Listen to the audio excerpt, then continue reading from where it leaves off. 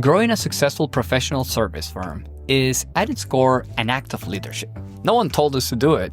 We decided to do it, and we have to draw from our strengths to make it happen. And we have to do it all in relationship with other people. Mike Kublin has a few things to say about leadership. Actually, a whole lot. Mike is the founder and president of PeopleTek, a leadership coaching and development firm. Mike is the author of 5 books on leadership, and his latest book, Leadership Lessons of Howard Stern, is a must read.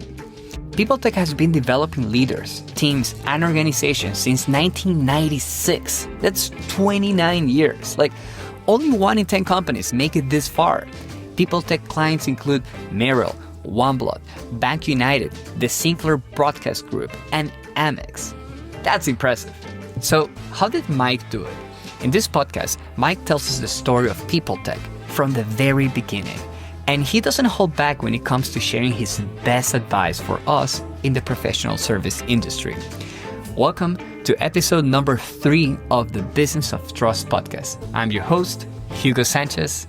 Let's tune in. Mike, welcome to the Business of Trust podcast. I'm so excited to have you here today. Hugo, thank you so much for inviting me. And it's a great topic. Trust is the key foundation to every relationship. And I believe that that's the number one most important skill in the workplace is relationship. So you've hit a core component of it. Absolutely. I think we're in the same page. You are a pioneer in leadership and relationship building. I mean, we'll talk a lot about it. But before we get there, can you tell us a little bit about how did you get into this line of business? That's a great question. Thank you, Hugo. Sometimes something bad creates something good. So it depends on how you look at it. I was in the technology realm. That's where I started my career in the tech world. I worked for Electronic Data Systems, Ross Perot's company for a while. And then I left there and went to a large financial institution, and I was working in the tech industry. I always wanted to get into sales. I went into sales for 3 years, and then the tech people, one of the leaders asked me to come back into the technology world. And I said, "Why do you want me to come back?"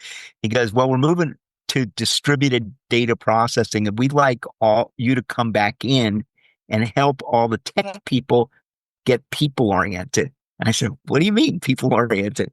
And he said, "Well, they're great with their engineering skills. They're great with their technical skills. They're really good with computers. But at the end of the day, their interpersonal skills really lack. And Mike, you're good with that. Can you come back in and help us?" So I came back in, and I was running a project that was for a big part of the company in several locations. And I was also leading a team that ran computer operations and production control as they were moving the hardware out to Arizona. So I got some feedback that kind of hit me hard. They said, "Mike, you're a visionary, you're motivating, you're inspiring, you're good with relationships, but you're wishy-washy. You don't hold people accountable to anything." And I'm like, "What? What does this mean?" And I didn't think anything of it. And he said, "But you want to be a senior VP and this and that and all kinds of stuff in your career." And he goes, "Unless you take care of this, we can." So I said, "Well, what do I do?" He goes, "I don't know." They had no idea what to do. So I ended up going around on a search and found someone that had a specialist. She was specialized working with doctors and nurses in hospitals. And she had a nursing degree, but she also had her PhD in leadership. This is going way, way, way back. And I asked her, could she come in and help me with the tech unit that I was leading the internal tech unit. And that's where I got the feedback. The project was going great. The project to help people be people oriented. We were doing a great thing on that. But this other part, I had to look at. So she showed me where my behavior was creating those perceptions. And it actually came from my strengths.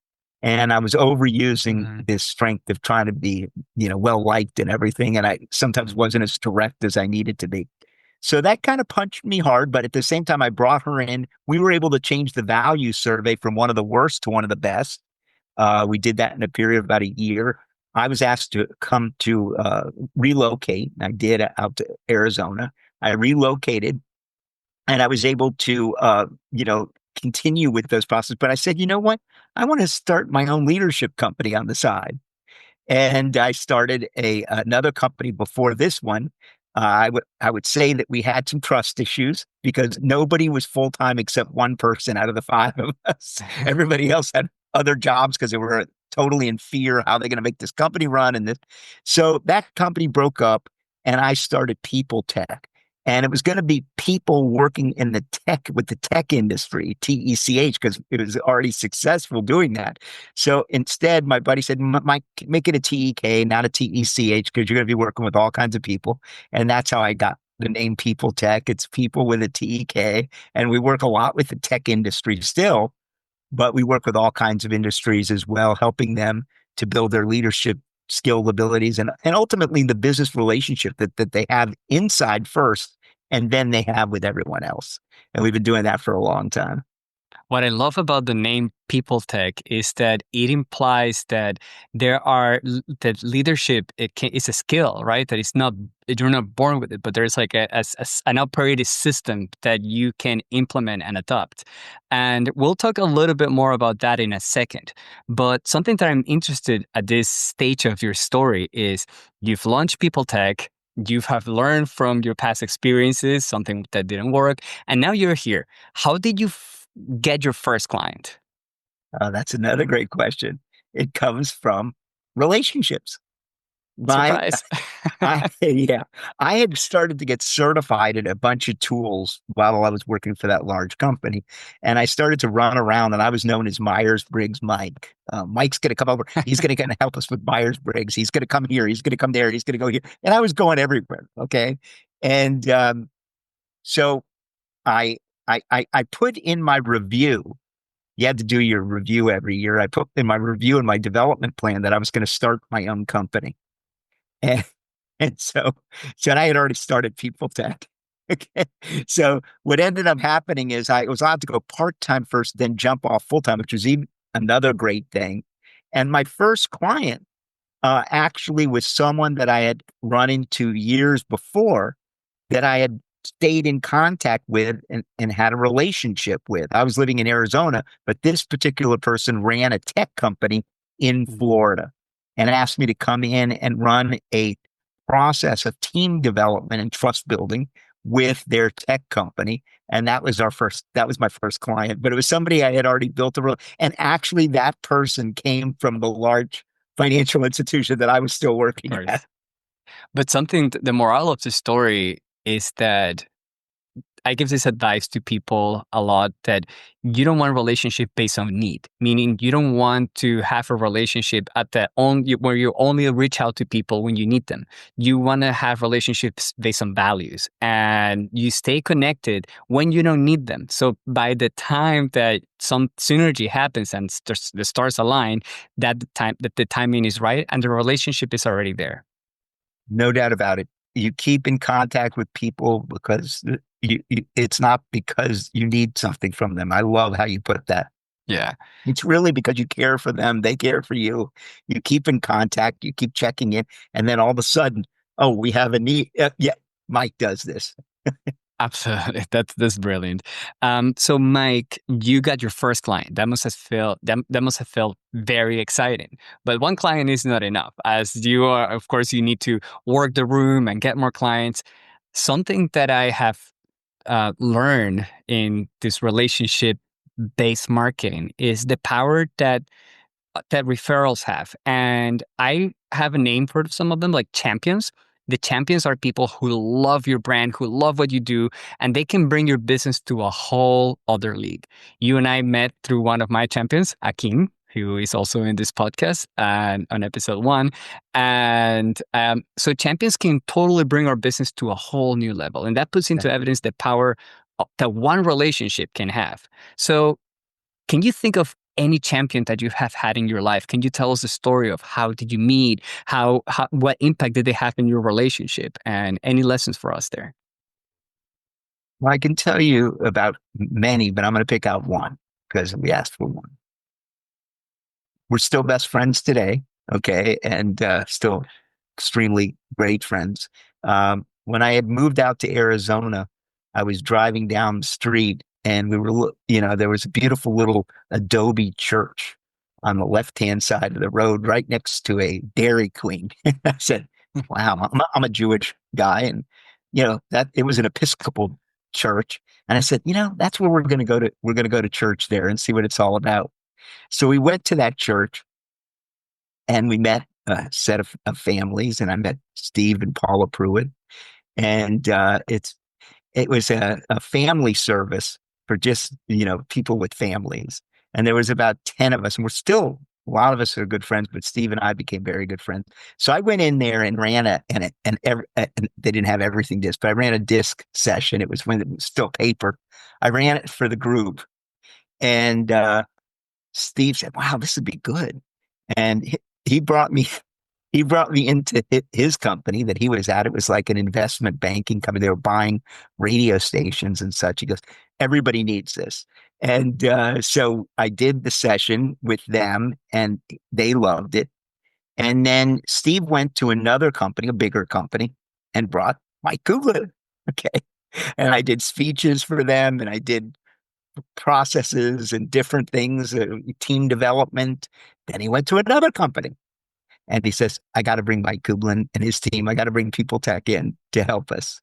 Mm-hmm. He happens to not be a tech person. He's a media person. But he and I've been together with him for 30 years. Wow. Even actually, right at that point was PeopleTek was just launching. And he always tells the story that I made somebody cry in the class, which is hilarious. And then he tells the story. Mike was experimenting at that time.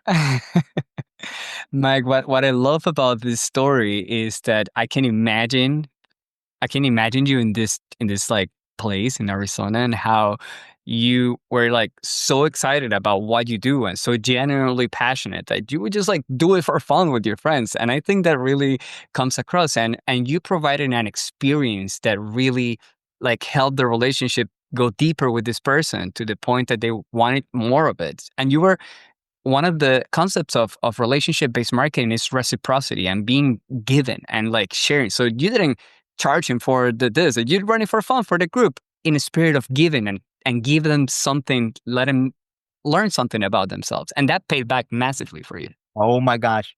I can't begin to tell you how beneficial he has been to my career. And he just wrote a book. He just recently wrote a book, and we're both good, both doing things together. And it's just so exciting because he's still the head of a large company. And at the end of the day, though, he brings me everywhere he goes. And that's the best kind. Yeah. Talking about books, you recently launched a book, Leadership Lessons of Howard Stein. And I read this book. It's amazing. Thank you for sending a copy my way. In this book, you detail the leadership journey compass. And it's a system to learn how to be a better leader. And in the context of growing a consultant firm. And that requires leadership, and it requires a clear vision. It requires good relationships require you to be accountable. And on top of this, you also run a program called Relationeering. And so in a big way, you and I are very much aligned in the way things should work and relationship-oriented businesses. Any lessons that you can tell us from your experience in leadership development and relationship building around building a successful firm? The compass, that's the heart of everything. And as you know, I wrote the Leadership Lessons of Howard Stern because I wanted to give people an opportunity that may not get a chance to go to the leadership journey, which is our flagship program. The leadership journey is made from the compass is the leadership journey. 12 sessions done over 6 months. And it's 2 hours every other week, led by an executive coach. And I wanted to give people that may not get a chance to go to that process a chance to go to a process, because I believe that leadership development is a process, not an event. Mm-hmm. Meaning it's just like going to a gym. You build your muscles over time in a gym, your physical muscles, but these are leadership muscles. I have a philosophy. Every person on the planet is a leader. I don't care who you are. And I use Howard Stern because number one, I wanted to get back to Howard. He's made me very happy over the years. Number two, I love how his behavior demonstrate the points of the compass in a clear fashion. And he does a lot of awareness, and he talks about it publicly on the radio. So he's very authentic in what's going on with himself on the radio. You may like him. Now, I've had people say, "Oh my God, I love the journey. I love you, Mike. I love the compass. I don't like Howard." And then I've had other people, "Oh, I love Howard, Mike. Thank you so much for writing about him." So it's kind of so interesting. It goes both ways. But at the end of the day, his behavior is so authentic, if you will, within himself. Mm-hmm. And the way he demonstrates the points of the compass, the first point of the compass is awareness. Howard admits on the radio that at times he wasn't aware as much as he could have been about how he was coming across. Mm-hmm. He could still get the same results and not be so piercing. So what I call his skill, ability, and talent, every person on the planet has what's called magic dust. You have it, I have it, we all have it. The issue is it's all different for each one of us. And the issue is, if we don't know what it is, how are we gonna sell it? How are we gonna brand it? How are we gonna use it in our career? So the key that the compass helps people, where am I in my magic dust? How do I start looking at it? How do I start making it come alive? Howard made it come alive on the radio, and when you overuse it, it prevents other people from being their totally authentic self in a healthy, honoring, respectful manner. And every person on the planet that has it has a tendency to overuse it at times because it comes so naturally. And if we don't have a motivation that's totally pure, sometimes it tends to overpower others. So that means they can't use theirs. So they don't feel very good because they're not using their special skill, ability, and talent. And I could pick anybody and do the same thing. But I picked Howard because his vision, mission, goals of running that radio show was so clear. It's a comedy show to make everybody laugh, okay? Right. And it has everything connecting to it. So I show how their behavior links to the vision and use Howard's team, himself, his leadership of how that all comes together, and then use the compass so that people, individuals out there reading it, can start the process, if you will, of building their leadership muscles. They already are a leader just by being born. You're a leader. The issue is how do you start building those muscles that may lay dormant until they're activated?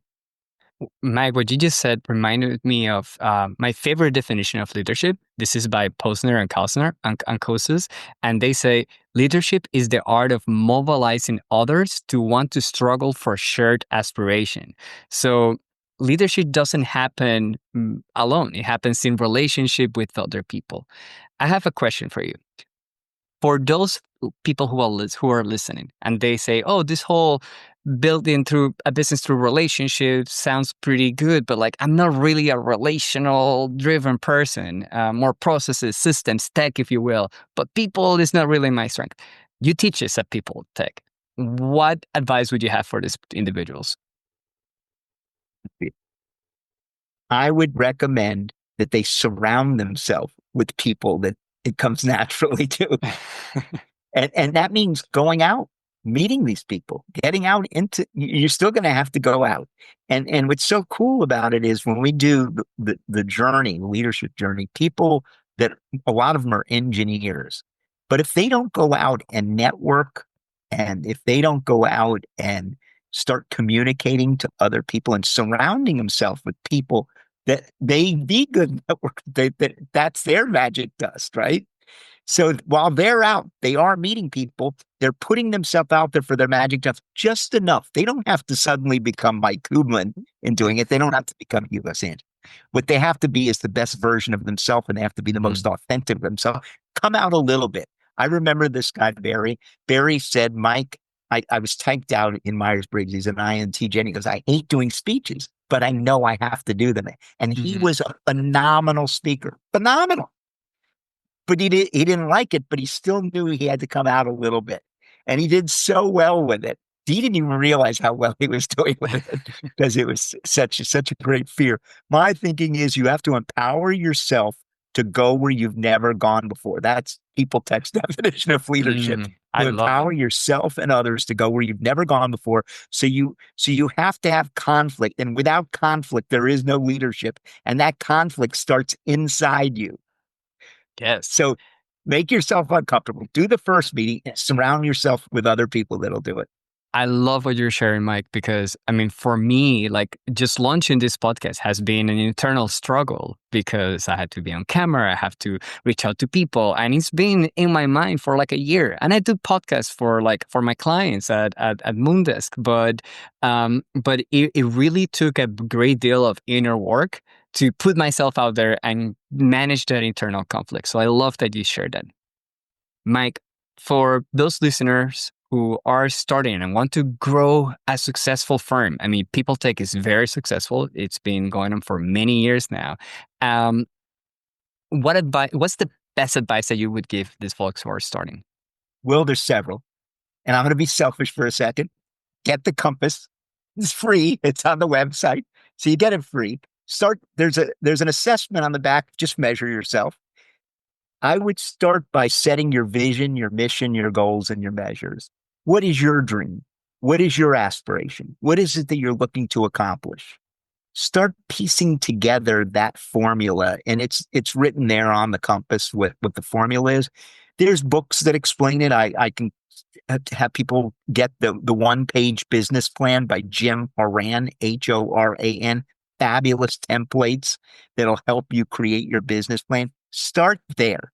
Start looking at being aware of how they come across. Okay. So how do you handle conflict? How do you handle change?